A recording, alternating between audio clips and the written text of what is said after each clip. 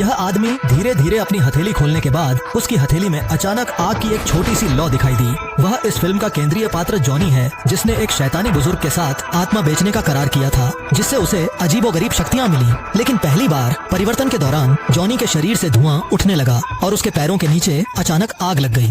थोड़े ही समय में उसका पूरा शरीर आग से घिर गया। यह जलते हुए खोपड़ी का रूप भी जॉनी यानी बुरी आत्मा के सवार का प्रतीक बन गया। लेकिन तभी शैतान बुजुर्ग की ताकतें हासिल करने की इच्छा रखने वाला वास्तव में एक मायावी दुश्मन प्रकट हुआ और वह अपने 3 सहयोगी वाय, जल और धरती के साथ आया। जैसे ही वाय ने हमला कर जॉनी को जंजीरों से जकड़ा, तभी जॉनी ने जंजीर खींची और पलटकर दुश्मन को झटका दे दिया।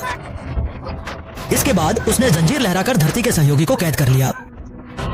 कुछ ही समय में धरती का सहयोगी ज्वाला में जलकर राख में बदल गया। तब जॉनी अपनी मोटर बाइक हेलर राइडर के पास पहुंचा। उसने अपनी बाइक को शक्तियों से लैस करके घोस्ट राइडर की सवारी बना दिया।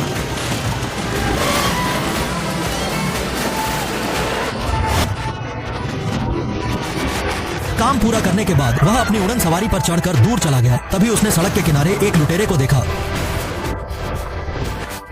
यू आर गिल्टी कहकर उसने लुटेरे को पकड़ा और अपनी न्यायिक शक्ति का प्रयोग किया।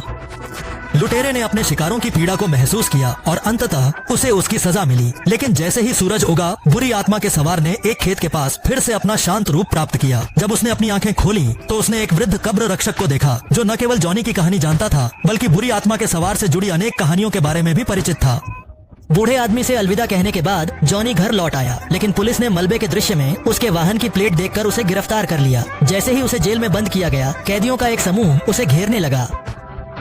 लेकिन अगले ही पल एक तेज रोशनी चमकी और बदलते हुए बुरी आत्मा के सवार ने सभी को समाप्त कर दिया। उसके बाद उसने एक हाथ उठाकर टोकरा पिघला दिया।